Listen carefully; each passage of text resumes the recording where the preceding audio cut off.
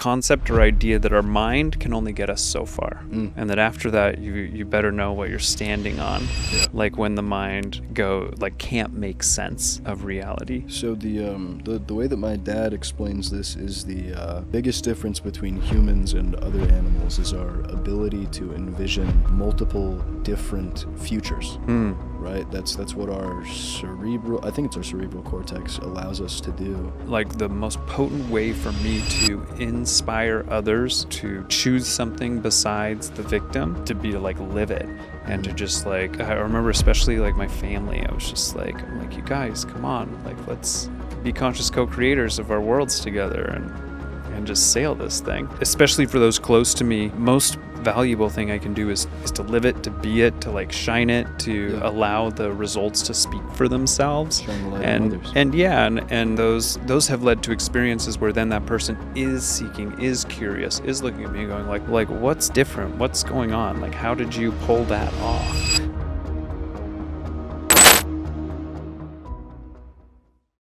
Mr. Peter. Justin. How we doing, man? Very good. Fantabby-dozy. Can you share a defining moment with us when you realized that you could shape your own reality? Ooh, that's a good one. Jumping right into it. Yeah, man. I was actually relatively young when I realized that I basically had to start shaping my own reality, or more importantly, like the first thing I realized is that it was my thoughts that had led up to all of the creations of the experience of my life. That was kind of like the first step. And so for me, I was like 18 or 19 and had come across Wayne Dyer. Oh. And so I was downloading a bunch of these. This was like in the days of Napster and LimeWire, where you could go out and download all these things. So I was downloading all these audiobooks, and I came across his program, How to Be a No Limit Person. And it was basically like 100 meditations or concepts on how like you are creating your world with your thoughts. And so that's what kind of like cracked that whole thing open for me was this. Very That's when it started. Yeah. We've talked about Wayne Dyer a lot, just personally. He's had quite a profound impact on you and your life, right? For sure. Yeah. Like, I almost attribute him to having saved my life because in that time period, it was like existential crisis, like deep spiritual void. I had sort of been raised on what I call spiritual junk food, plenty to consume, but not as much nutrition or substance really there. And so it was like coming across his work that was very much a defining moment for me and that program specifically like started to give me the tools to go, oh wow, I'm not a subject in a story. I'm not a victim to what got me here. That actually I can start to change my mind, change the way I feel and think about the world around me, and that was the beginning of changing the sort of course or trajectory of my life. Right, change what you think and feel, and as a result, you sort of change the outside world. Yeah. Right. Yeah. Very interesting. Yeah, the idea that thoughts become feelings, become like the impressions that drive your action and activities and choices and behaviors and things like this. Yeah, absolutely. Yeah. So let me ask you this: How would you define a luminist? Yeah, I mean, a luminist, I guess, is someone who gets this, like awakens to this, and then starts to live from it. And so, they realize, oh, my thoughts got me here. Yep. How I see the world, my perspectives on reality and my perceptions, like are the lens or filter through which I'm experiencing the world. And so they take, they end up as a conscious participator in that experience, as opposed to sort of like the victim of, or like I just have this frame and I have to work with it. They go, no, I'm going to change the frame and begin to experience and express the magic of life that happens as we do. Taking responsibility for your own being as opposed to letting life happen to you. For Right? sure. Yeah. Very cool. Very cool. So when you said 18 or 19, right? When you sort of found Yeah. Wayne Dyer and started to figure out that, oh, well, I'm not just automatically reacting to stimulus. There's actually a choice that I make every time that, I can do sort of whatever I want with whatever is given to me. Would you say that there was a bit of a descent before then when you talked about getting fed spiritual junk food that Yeah. had an adverse reaction in your life? For sure. I was I was suicidal. I was Mm. ready to take my own life. I was just life was devoid of meaning and purpose, and again I was like feeling manipulated and pushed around Wow. by the outside world around me. And uh like the only well I got to the point where I was planning it, Mm. like this level of detail. Oh wow. And what happened was, my mom was taking me to school one morning. It's like my senior year of high school, and she started backing out the car, and she ran over one of our cats. And Oh wow. yeah, I saw her just like melt into a puddle of despair, and that was like the moment where I was like, okay, uh, I can't take my own life. That'd be like Mm. that would be me taking to a level of action that would have an impact that Mm. was way beyond me. Right. It was like more than just me Yeah, it would impact erasing my everyone else, right? experience. Yeah, Mm. it was like the level of selfishness of that activity for me, and in my experience and perspective of it at the time, was like Formidable.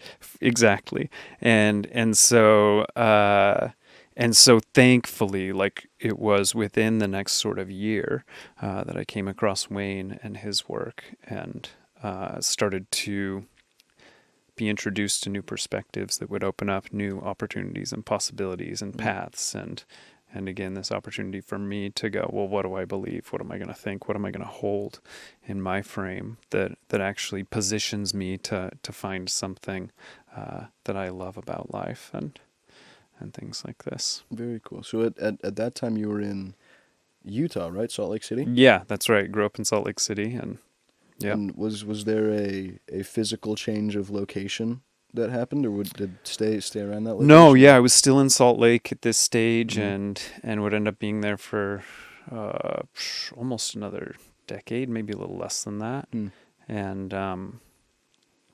And so yeah, still in Utah. Absolutely. So Mhm. there was a spiritual and energetic shift that resulted in you changing your outlook and perspective on reality. Totally. Yeah.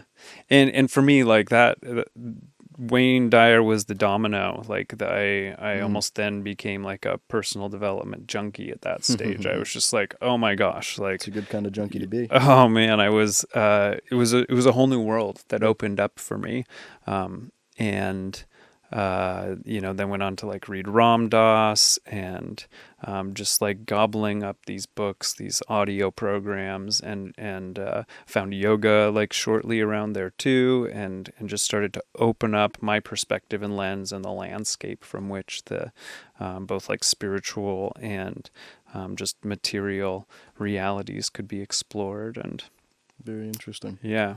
So let's talk a little bit about the sort of bridge or the convergence of those two realities that you just talked about, the physical reality and the spiritual, the energetic and the actual. Yeah. If you were to put a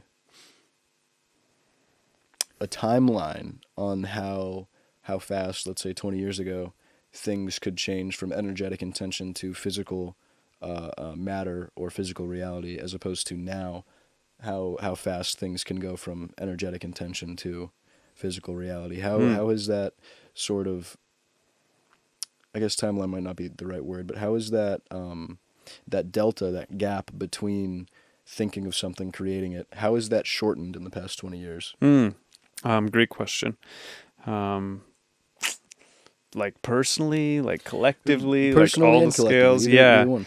Yeah, I mean, I think, at least for myself, the more I understand who I am, the way the world works, um, the more I create from a place that is aligned with what life wants to bring about.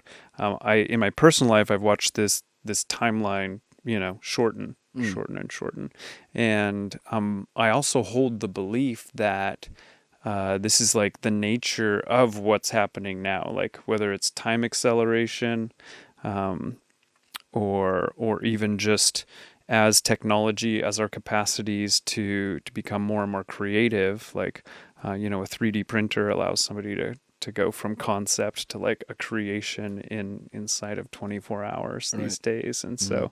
so both we're learning the like soft skills as we develop, and also being empowered with the technologies and devices to make this stuff happen faster. Absolutely. And so I think there's lots of scales at which time acceleration Mm-hmm. exists, and then no matter what, like any person in their life becomes better at creating the more experience they have, and the Mm. more they like hone the tool Right. themselves and own it. I've never really thought about time acceleration in this context before. I've always kind of held the belief that, well, yeah, technology gets better, and as technology gets better, the gap between technology doubling in utility value or whatever gets shorter and shorter. But what time acceleration in this context would mean to me is that it's actually time getting faster.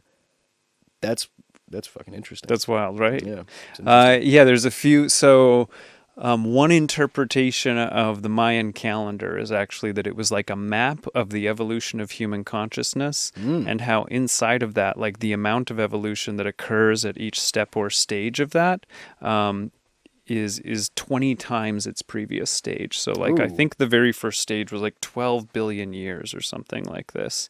And maybe it's 6 billion. I can't remember exactly. We'd have to look it up.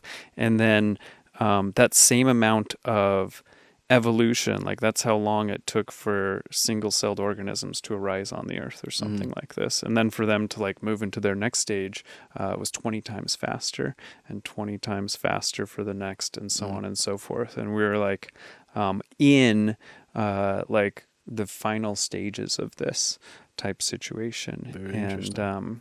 and so they map it like collectively, but also even like we can experience this. All of us as individuals experience time acceleration inside of our own lives. Yeah, absolutely. And whether it's just perception or whatever. Like I remember being a kid, and it's like, when are we gonna go? And mom's like, an hour, and it's just like an hour. Like, That's oh a my fucking god, eternity. Oh my god. yeah. And Yeah. nowadays it's like you got an hour to do something or be somewhere, and it's just like it's not even enough time. Yeah, it Mm. blinks by. And Yeah. so there, like that relativity of time is Mm. experienced. And then yeah, now here we are in just next level exponential technology days, Yeah. and the amount of time it takes for the next scientific breakthrough or the next technological evolution is just like we're watching these doubling in capacities in under a year. Yeah. And so yeah, so part of me believes that like part of our own evolution is actually learning to work with that, and almost like developing the capacity to handle it. That we take in so much more information as humans in a single day than someone 100 years ago may have Yeah, man. in a lifetime. It's a magical time to be alive. Indeed, indeed.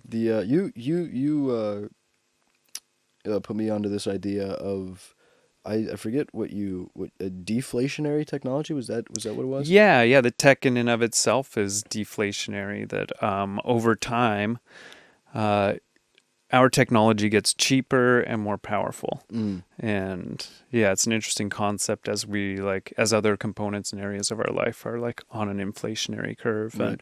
And especially as our current economic systems like sort of depend on a certain level of inflation in order to function. Mm. As opposed to inflation where things get better but also more expensive, this gets better and less expensive, Yeah, meaning that eventually everybody's going to have access to everything totally. in a certain sense, right? Yeah, there's a democratization that Mm-hmm. comes at like the late stage of any exponential technology where, Yeah. and we have it today, like where everybody has a compass, whether they know it or not. Mm-hmm. Like the mobile phone is equivalent to, $50,000 worth of gizmos and gadgets 40 years ago, Yeah. and the camera, is like we all have a GPS and a camera and a Mm-hmm. Not to mention the Encyclopedia Britannica, right, all the information you could ever ask for, right? completely, Mm-hmm. yeah. The I think the people that put a man on a moon in the 60s, those 60s, right? You tell me. I'm Yeah. pretty sure it's the 60s. There's more technology in our pockets than there was in the transportation mechanism they used to get someone to the fucking moon, which is like, oh, Yeah. okay, wow, Billions of dollars and 100 yeah, scientists it's and wild, like, man, yeah.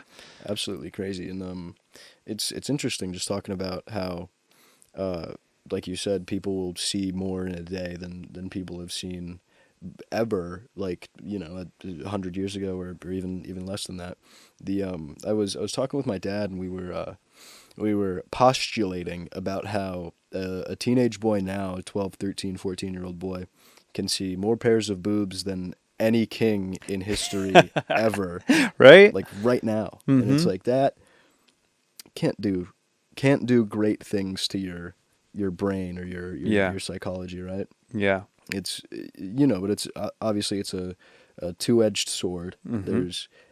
There's kids younger than me making an absurd amount of money off of these little gadgets and gizmos, just like pressing buttons on a screen. Mm-hmm. And there's the people the same age that are s- using their life force to just watch things and getting it sucked out of them on the Yeah. same exact device. It's really interesting. Totally. Yeah. How did I already asked you, how would you define a luminist? What inspired you to pursue this path of luminism?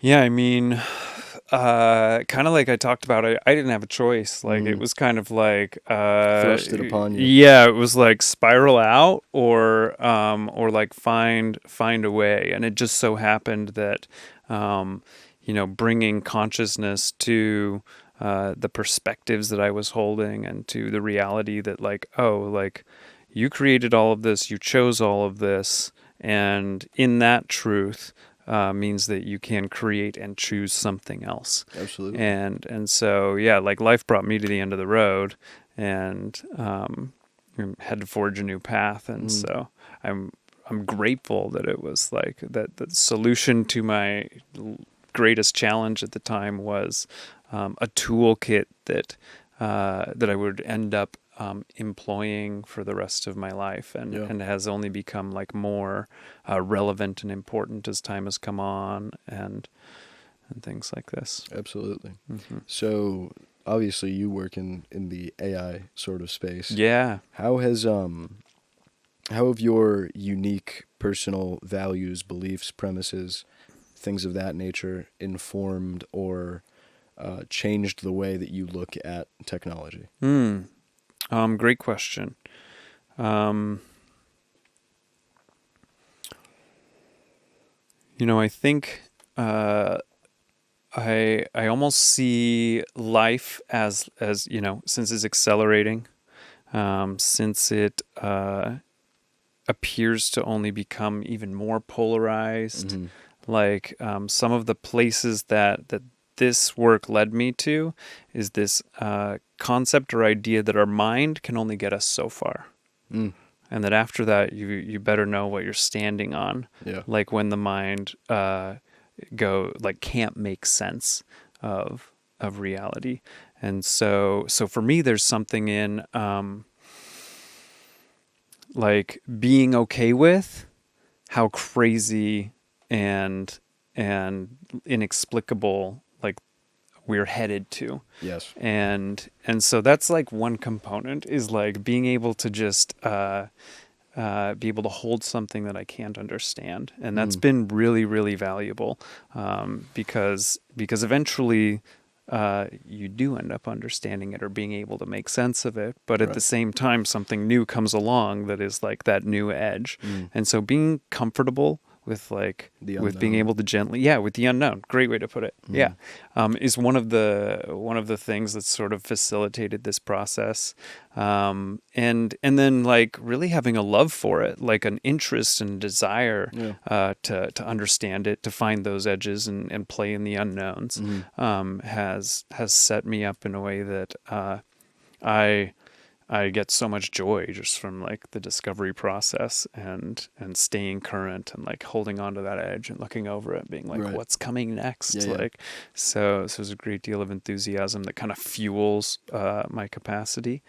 And I don't know, things like this. Does that make sense? You're, for lack of a better term, the only tech guy that I've encountered, and it hasn't been many. But you're one of the only tech guys that I've encountered that has a sort of a playful perception of technology. It's not just like, well, this is what this can do and this is what this cannot do. You're like, let's find out.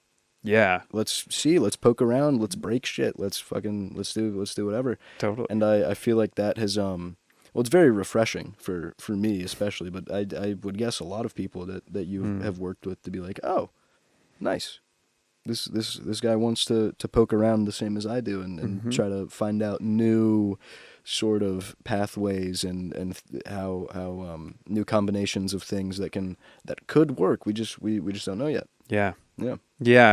I'm kind of like a natural mediator or peacemaker, bridge builder. Yeah, exactly. And like my earliest work with technology, a lot of the time was like helping my peers, helping people to get their technology to work. And so there were like, two entities on either side of the table for me. I'm like, okay, here's a fleshy human, here's a piece of hardware. We got to get these to be more compatible. We got to translate back and forth for each other. And so I think I've mentioned too that I'm like, in that journey, like really found myself healed by nature and healed by life itself. And so I see technology as really, it's something we created to be a boon for us, to like free us from central authorities and having to like check in with some overseer to actually like creating the technological capacity for us to like distribute out the different components that make life work. And so if that's its job, for me, it's like, like technology is here in service of life, in service of humanity. And so when it's like not doing that, that's like an area where I'm like, how can we heal and balance this? And so for me, like deep passion for the natural world, deep passion for technology. I've shared, I'm over in the hot springs, running around barefoot with my forest loving friends going, guys, like we can't forget about technology. And, then I'm at tech conferences and we're throwing ones and zeros all over the place. And I'm like, guys, we can't forget about nature and life. And so, I love to bridge these worlds. I love to, not separate them and bring it together in a way that's like, how can we leverage technology to become more of ourselves, to express our gifts and talents, to like make sense of the mystery and explore it. Yeah, it's interesting what you just said about how technology is here to serve humans and to help the natural world. It almost seems like there is little to no separation between the natural and the technological. It's like that's almost the natural extremity of what nature is. Yeah. We want to go really far down the rabbit hole. You start to go like, well, for me, everything's consciousness first. Life is emerging from consciousness, and this version of life has created ourselves, and we've all decided to create, digital devices and electronic components, and so it's like all emerging from the same place and has roots in the same place. And so for me, like, technology is another expression of consciousness and another expression of life. And we with our minds like chop it up and separate it to help us make sense of it, which is totally cool. It's good utility in this. But to see that, like, perhaps they're more akin to each other. Like, our coolest technology is mirrored after the coolest biology, and things like this. And we look into nature for the most amazing designs and design systems. Like, life has iterated a few billion times on how to solve so many of the things that we're in front of. And yeah. What does transformation mean to you, and how is it manifested in your life or your work? Really good question.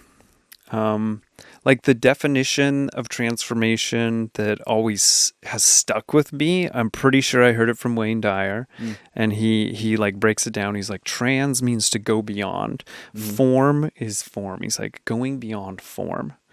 And so Caterpillar to butterfly, going beyond the... Yeah, and even in our personal life, how do we, like, get to that part of us that isn't just the stuff?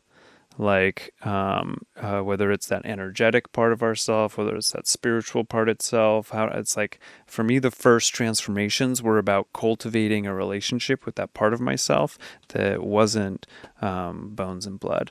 And so it's like, from that is then almost like then creating from there or perceiving from there. And so that's sort of like one of the first definitions that stuck with me. It's sort of evolved to that, like, a caterpillar can become a butterfly. It's like one set of stuff can actually reassemble into a whole new type of or set of stuff. Yeah. New a radical transformation can be defined as a radical change in state or form. When water becomes steam, carbon becomes a diamond, caterpillar becomes a butterfly, things like that. But something that's observable is that a caterpillar can't become steam, and water cannot become a diamond, and coal cannot become a whatever. Things transform within their own nature, meaning humans can't just be elephants. You know what I mean? Well, not yet, I suppose. But it wouldn't be a natural flow. It's interesting to think that the when you think about humans transforming, it's not necessarily, well, I suppose it could be your form. You get more jacked, or you lose weight or whatever, but it's not like you are changing your form from caterpillar to butterfly, right? You're still the same you, but you are different somehow. What do you think the nature of humans is that we transform inside of? If that makes any sense. Yeah, I think I'm tracking where you're going here. I mean, I think like at its foundation, the nature is consciousness. Like that we're an expression of, we're like a flavor of the expression of consciousness, because I also like apply that to everything else, the plants and the animals. And so so that comes to mind. What are the other natures? Like, yeah, it like opens up this concept of like, what is it to be human? And that's a bit of a rabbit hole, I suppose. But it's kind of abstract, but things like choice, like humans have a much greater capacity to exercise their will. Yes. A sort of sphere of influence, we could say. And so it's something like choice, or it's something like freedom, or it's like there's some of these qualities that seem to drive us in a way that's different from the animal world.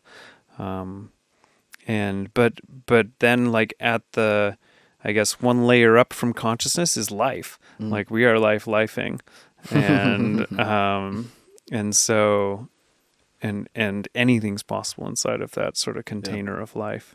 Absolutely.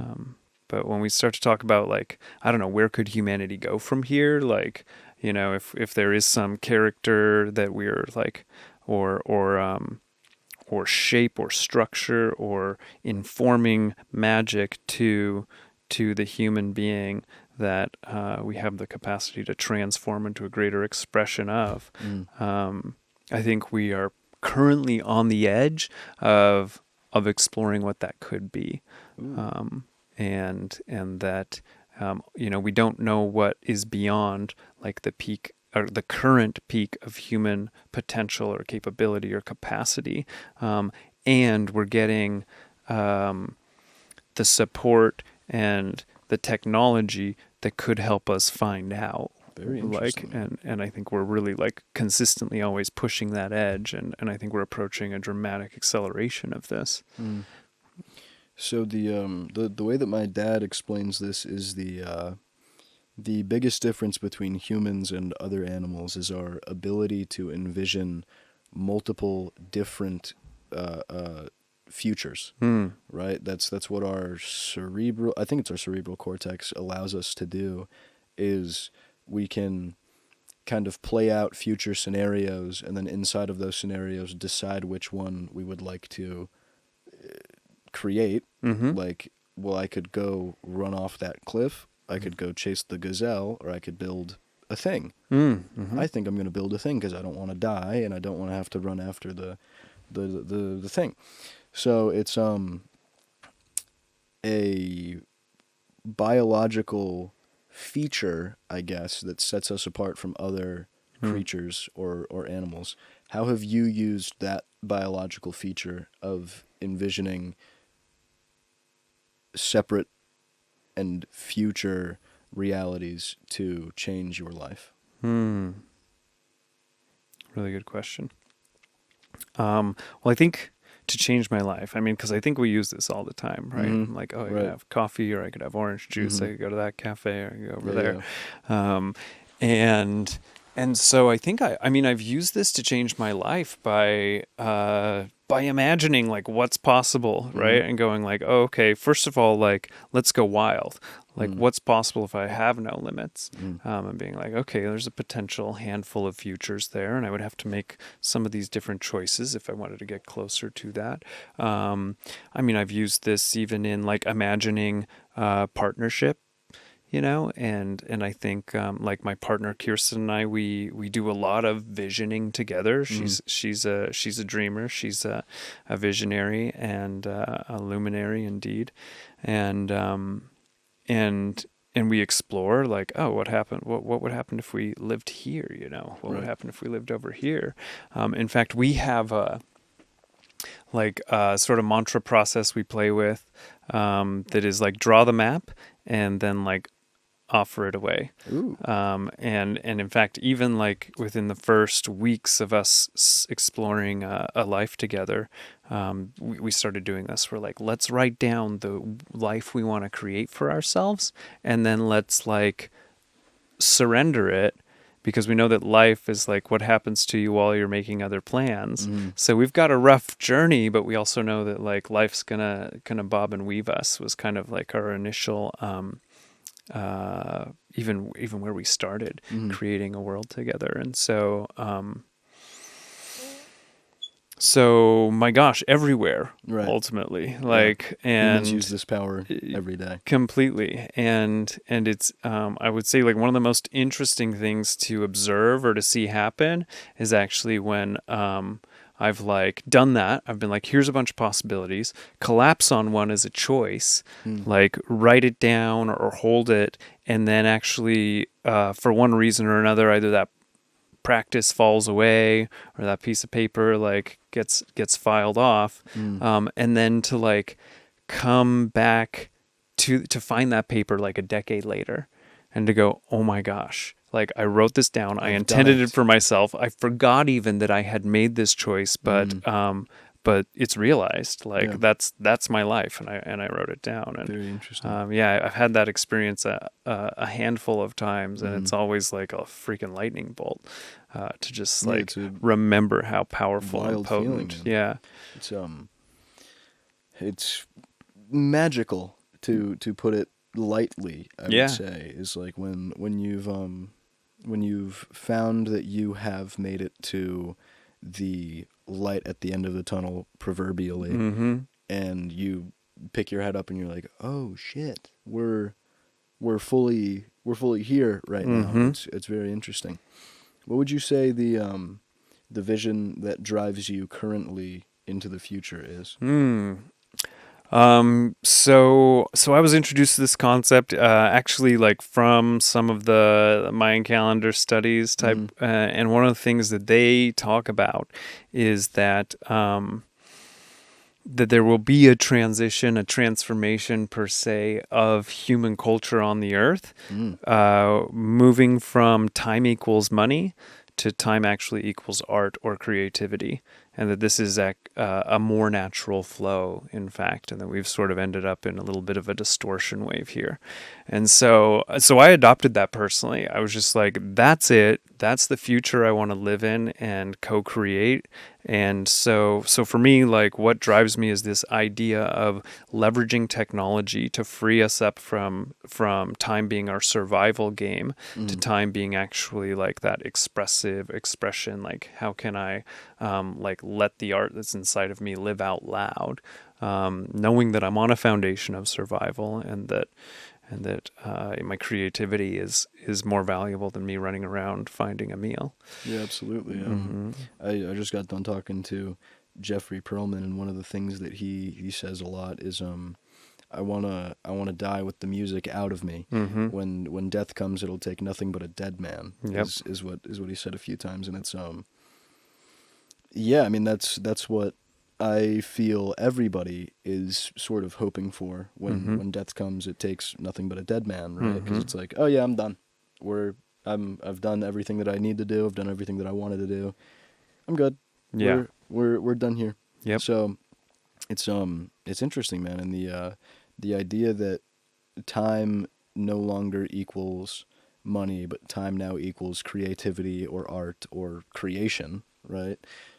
I feel like that's coming soon. It's coming soon, especially with AI and things of this nature, right? Yeah, and I mean for many that might already be true, right? Yeah. Like I'm fortunate to like my art and my creativity happens to also help me survive. Mm-hmm. And so I think there are plenty of people who might already Yeah. be embodying this and like what might the world look like if that were the predominant way of being? Mm-hmm. It's a fun question to explore. Yeah, that is very interesting. If the sort of primary modality of people was how can I be as creative as possible instead of how can I make as much money or how can I, I guess it is how can I make as much money as possible because that's sort of That's it. Time equals money. Yeah, the universal reward of things, of actions Mm-hmm. and stuff of that nature. It's a very, very interesting idea, man. Mm-hmm. Very interesting. How do you ensure that your action aligns with your core values and long-term goals? Core values is probably easier than long-term goals Yeah.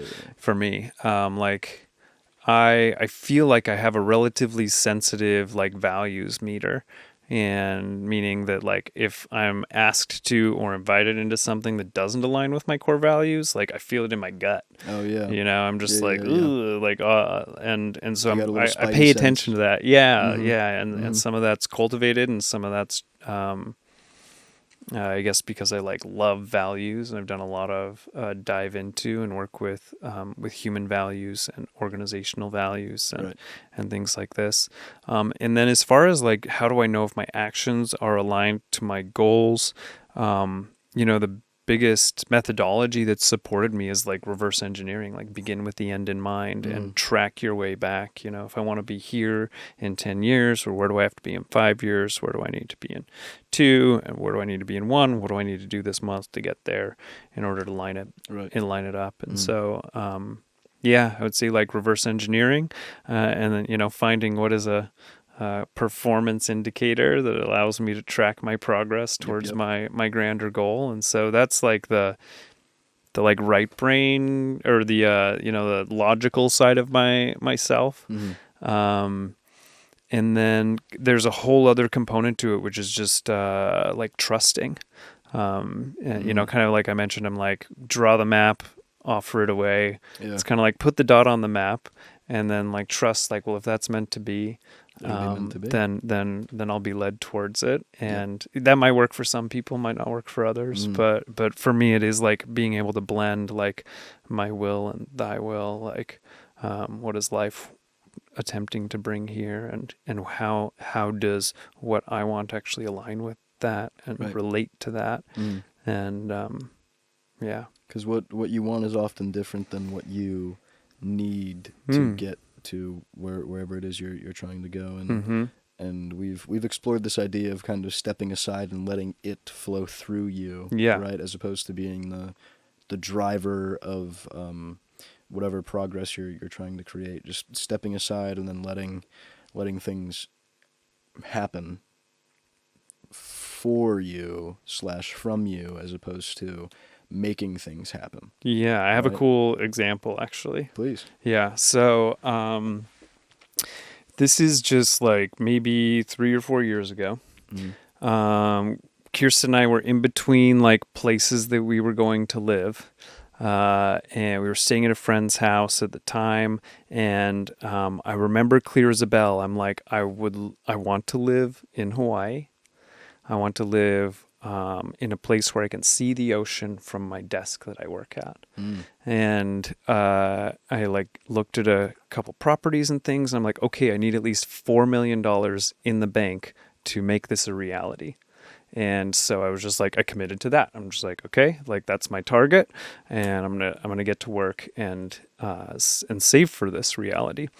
3 months later, we're in Hawaii on vacation, and we're being invited to like come live in this botanical garden where, like, for the same amount of rent I was paying in our current situation, my like vision of being able to be there, living in Hawaii, looking at the ocean and working from that space was realized. And so like it happened way faster. I was like this multi-year plan, and B, like the financial prerequisite that I had put in between me and my realization was vaporized like right before my eyes. And so like thankfully, like I was not attached to the how. I thought I needed the money, but I wasn't like so hyper focused on that I couldn't see past it. And so yeah, that's like a fun story of rigid on the what and flexible on the how. Yeah. Yep. Absolutely. Yeah, crystal clear vision, and okay, life surprised me.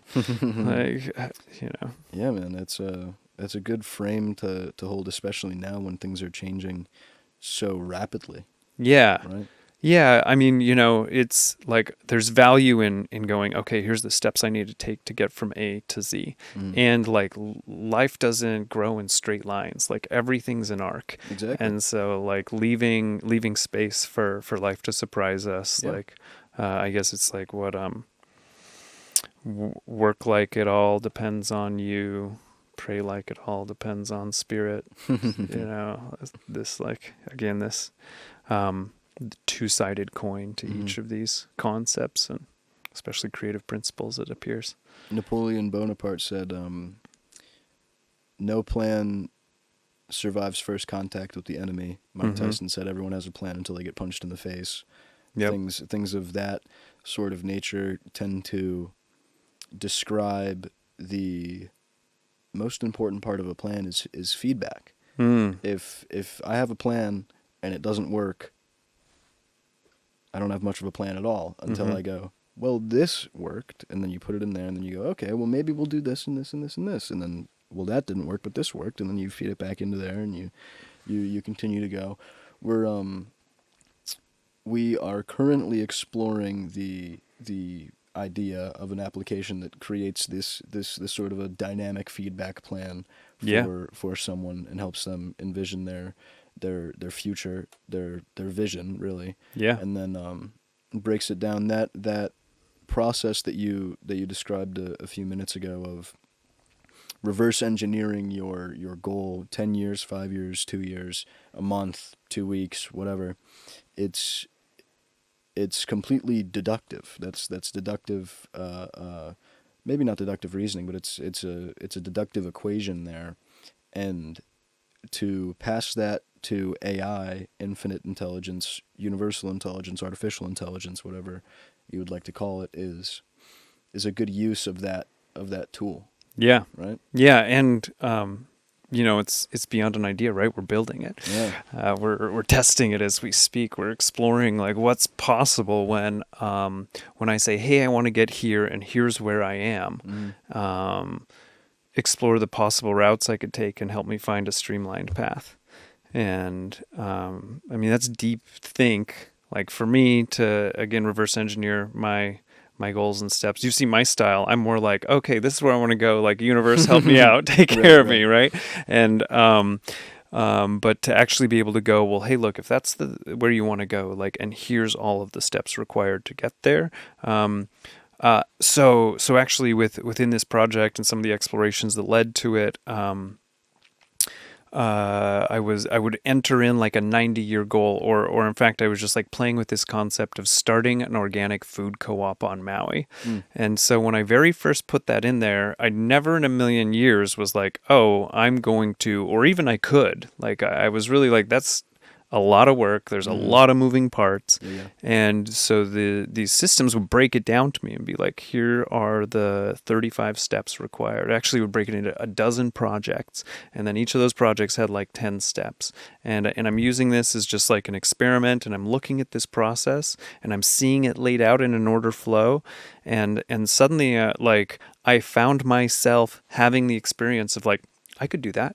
Like that's all very logical and makes sense. And I went from like there's no freaking way, that's way too much work, to like my efficacy bumped up just by having that plan out in front of me. Yeah. My belief in myself and my own capacity to actually accomplish something that seemed complicated or large, like grew just through like having it reflected back to me. And so, there's the magic of like knowing what the steps are, and then there's the magic of the confidence that comes from that, or the efficacy that comes from having it laid out before oneself. Yeah. And seeing that an audacious goal is actually possible, accomplishable, within reach. Exactly. It's being able to sort of compartmentalize or like break down a large, like you said, 90-year goal into a bunch of just pieces that you can stack on top of each other, and then all of a sudden you've built a house or whatever it is. Yeah. It gives you a visual that's a lot more digestible. Yeah. Right? Because you're like, oh, well, maybe it's not so difficult. $100,000 a year is only like $300 a day, or whatever it is. It's like, oh, maybe I could do that. Sell a few shirts or whatever. It's interesting, man. It's a very powerful tool for sure, especially just for people's personal lives, right? Just like, well, I want a beautiful love relationship. I want to be in the best shape of my life. I want to make more money than I've ever made. I want a beautiful career. It's like, all right, boom, boom, boom, boom, boom, boom, boom. Here's how you do that. Yeah. And you're like, whoa, shit! I can actually do this now. Yeah. Right? It's very interesting. Do you want to talk a little bit about the sort of underlying philosophy of that sort of breakdown of the vision to the plan? Which component of it? Tell me more. The transition between vision to plan to reality, basically. I think the philosophy is basically is like the transformation equation, one of the components we've been talking about, right? And that like this understanding that like how does everything make it into reality, especially a complicated project, and that like there's always a vision, right? And that vision like always needs a plan, and that plan, like vision and plan, are relatively inert until you start taking action, and Yep. that's what brings it to life. And and then like wrapping that in feedback, like you said, like, and then life's going to give you results once you start taking action. That's going Oh to yeah. inform you how to adjust your plan, and may or may not even evolve your vision of what's possible, of what can be. And is that what we're talking about? Yeah, Yeah. absolutely. It's Yeah. And so, the underlying philosophy of the transformation equation is that humans have the authority and the power to change their reality as if it is theirs, because it is. It yeah. absolutely is theirs. Right? Yeah. Yeah. And the power to do that is inherent in everybody's lives. Yeah. Right? Indeed. Yeah. It's, And you saw that when you were 18, 19, you went, "Oh, wait a minute. I can do something about this." mm-hmm. Right? It's a powerful feeling. For sure. Mm-hmm. For sure. Yeah, yeah. Can you share an example of how you've turned a vision into a reality? I mean, I think that Hawaii one's a pretty potent one. That was a pretty like magic point in my life. Yep. We just leased a new car, Oh, nice. and so like it started as a vision. It started as an idea of like, hey, what do we want to drive next? What do we want it to feel like? We got into like the juice and the mechanics and the sensory experience of it, and held that picture in our minds, and then started to made a plan. We like called the dealership, and then we go to the dealership, and we're like, this is the car we want.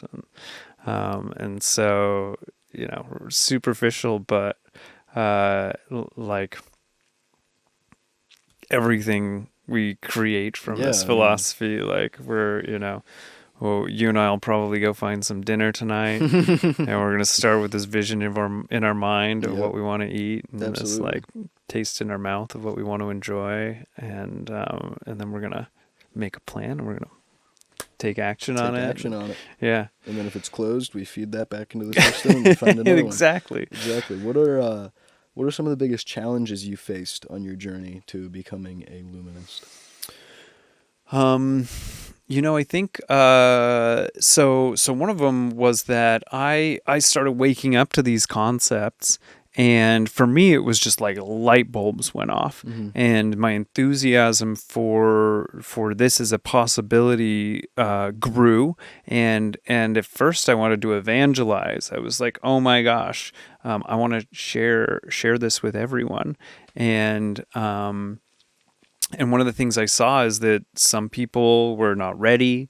Some people, their like limiting beliefs had such a hold on them that these ideas were almost taken as a threat to their way of being. For sure. And so there was, and even those who were curious and interested, like didn't necessarily dive in with the same enthusiasm to take ownership of their life. And so for me, there was some isolation inside of this, and like where I was asleep at the wheel and a victim of my reality, and so freaking grateful that I woke up out of that I was like, felt bad for those around me who wanted to sort of keep their blinders on and cruise around. And so that was challenging at first. And thankfully, like I was led to communities of people and made friends with people of whom were activated inside of this capacity.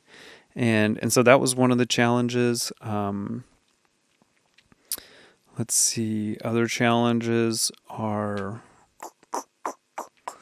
like it's not like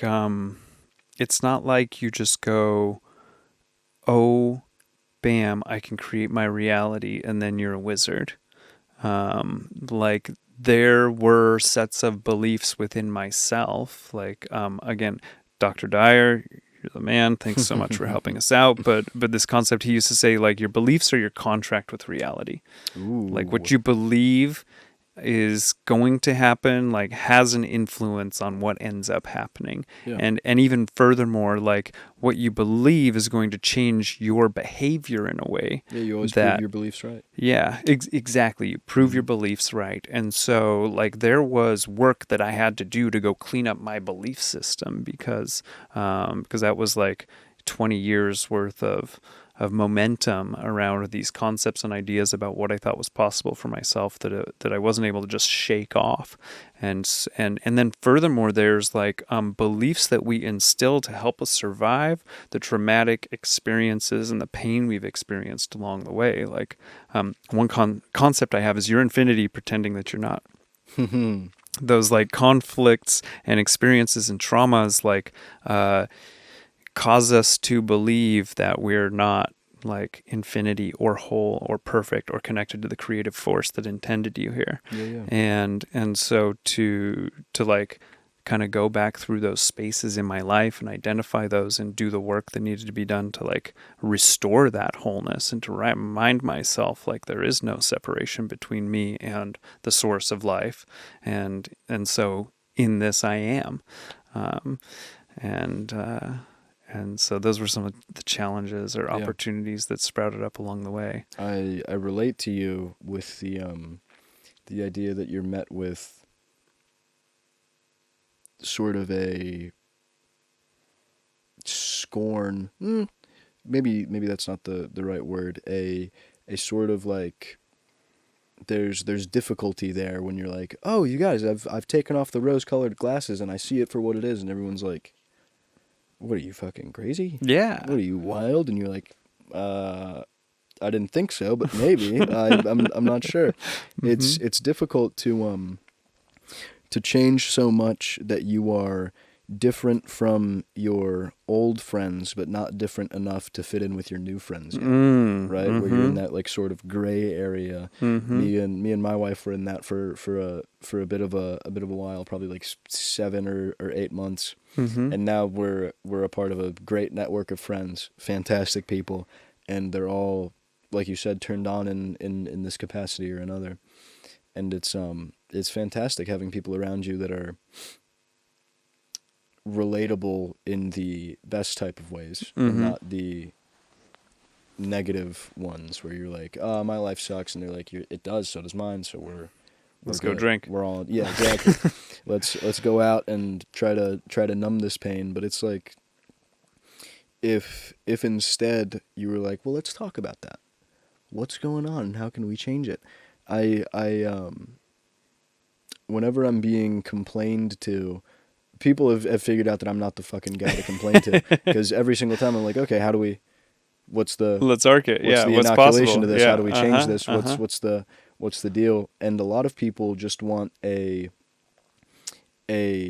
person to listen and be like, oh yeah, that is sad, and that does suck, and that is bad, and you can't change it. Right. But it's like, that's almost never true. You know what I mean? It's, I would say more than 99% of the time is not true. Yeah. So for people that have sort of installed this victimhood mentality, what do you think the opposite, or not, maybe not the opposite, but the cure to the victimhood mentality is? The cure to the victimhood mentality, I mean, I actually believe the victimhood mentality has built within it its cure. And meaning that, like, if you spend enough time in being a victim, you will bring yourself to a point where you're finally like, enough is enough. What the fuck? How do I actually do something about this? And that's interesting. And I think even like, let's see, Eckhart Tolle talks about it in Power, or A New Earth, I think. He's like this idea that ignorance breeds awareness. The more ignorant you are, the harder the slap in the face from life to wake you the back up into what's actually going on. And so I think like there's something in there. I do believe that there's value in validating a person's experience, Mm-hmm. and then there's a line that is like where you're reinforcing it or Yeah. supporting that Right. worldview. And at least for myself, unless someone's like willing and seeking and asking for help, and then most importantly is given permission to like help and heal, Mm. like that's a place where then we can step in as a guide, a friend, a coach, offer another path. And like I quickly, well, I didn't quickly, not quick enough. I eventually came to the realization that the most potent way for me to inspire others to choose something besides the victim was to be to like live it and to just like I remember especially like my family. I was just like, I'm like, you guys, come on, like let's like be conscious co-creators of our worlds together and just sail this thing. But especially for those close to me, the most valuable thing I can do is to live it, to be it, to like shine it, to allow the results to speak for themselves. Shine the light on others. And yeah, and those have led to experiences where then that person is seeking, is curious, is looking at me and going like what's different? What's going on? Like how did you pull that off? Tell us the story of how that came to be, and in that there's lots of opportunity to share and to just explain or Absolutely. guide.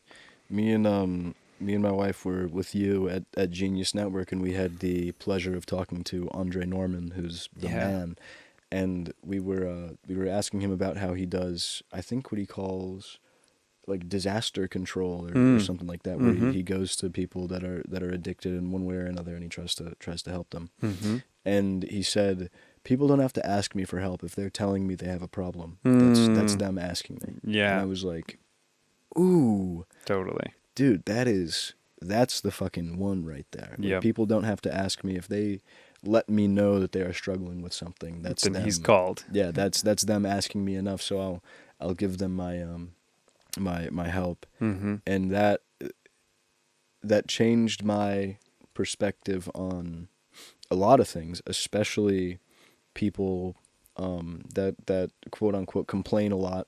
A lot of people don't feel the ability to be vulnerable, so they don't ask for help. Good right? point. They're just like, oh, well, this is the deal and this sucks and blah blah blah.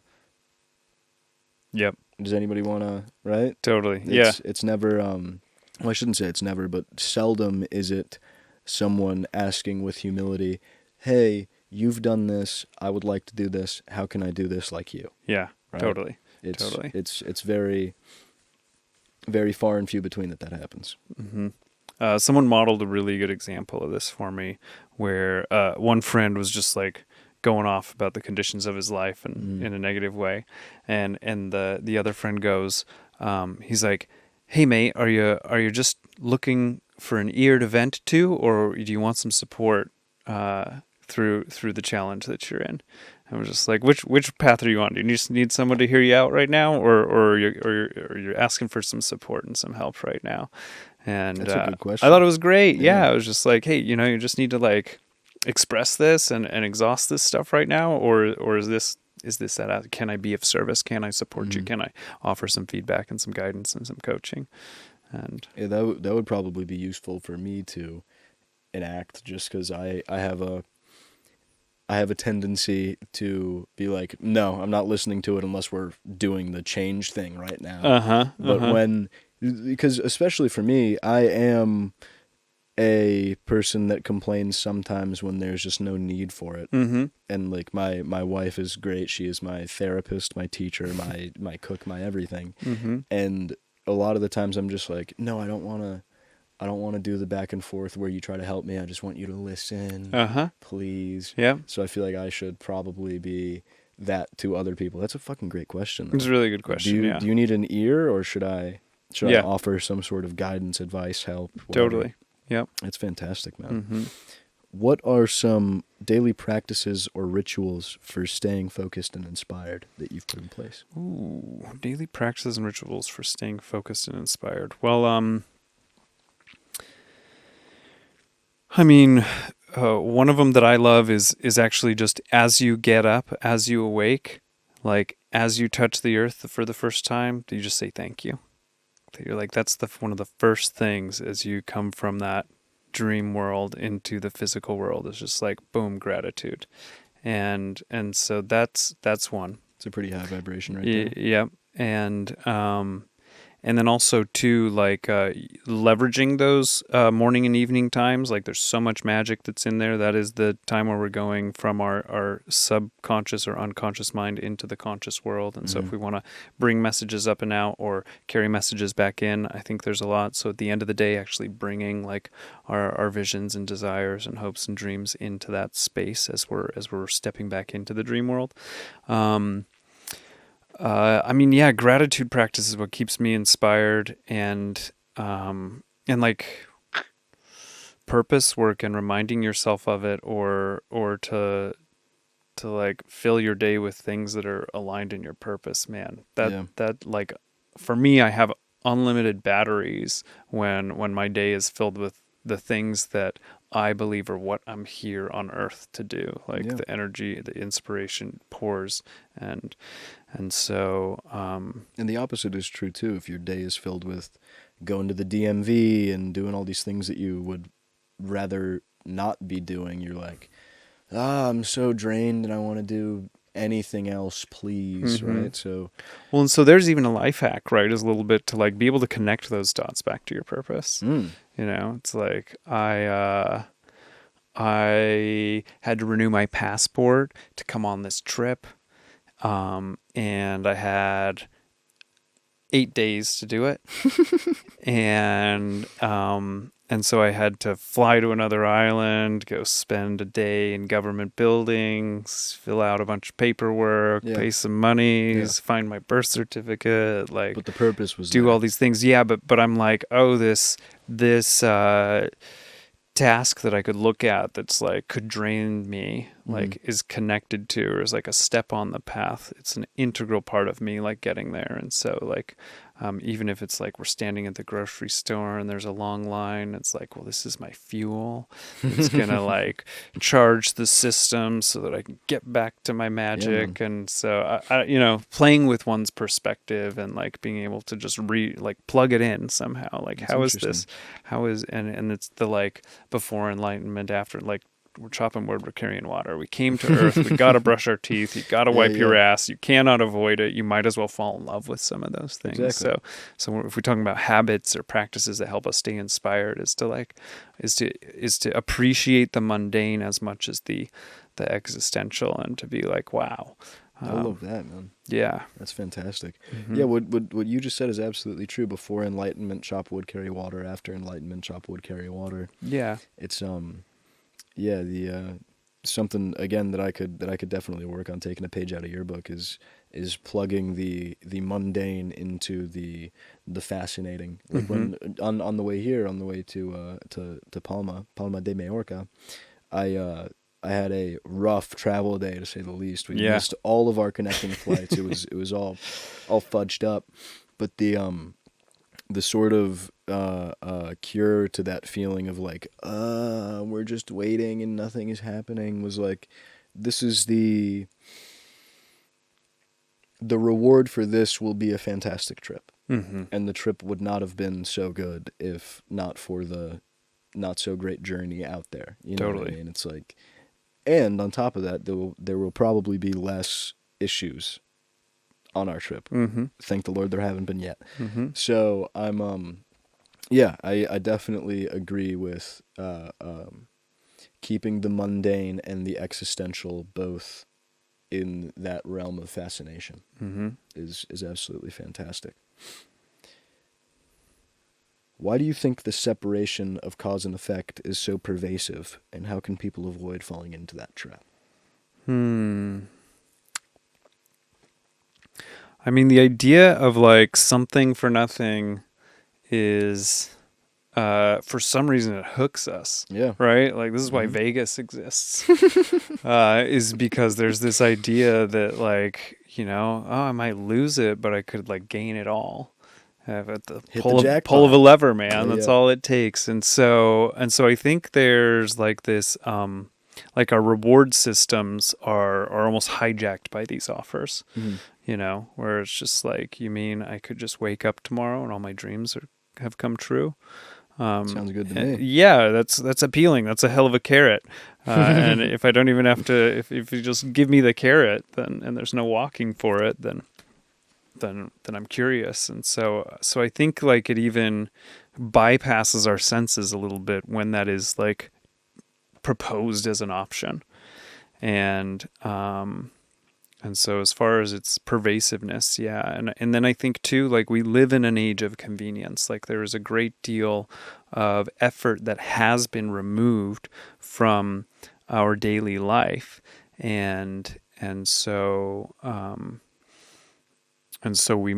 you maybe in our abundance we actually believe that somehow like these things got here without any effort, and we were so disconnected from some of the labor that makes our conveniences possible, that it's like you just trade 2 little gold coins and you've got the whole world handed to you. And so I think there's some things like this where we've disconnected ourselves from the energy that goes into something in a way that we tricked ourselves into believing that something for nothing is possible. Thinking that all of this existed before, as opposed to believing I stand on the shoulders of giants. Like acknowledging the energy that went into Yeah.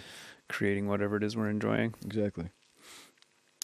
What is the legacy you hope to leave behind as a luminary? Oh man, I mean,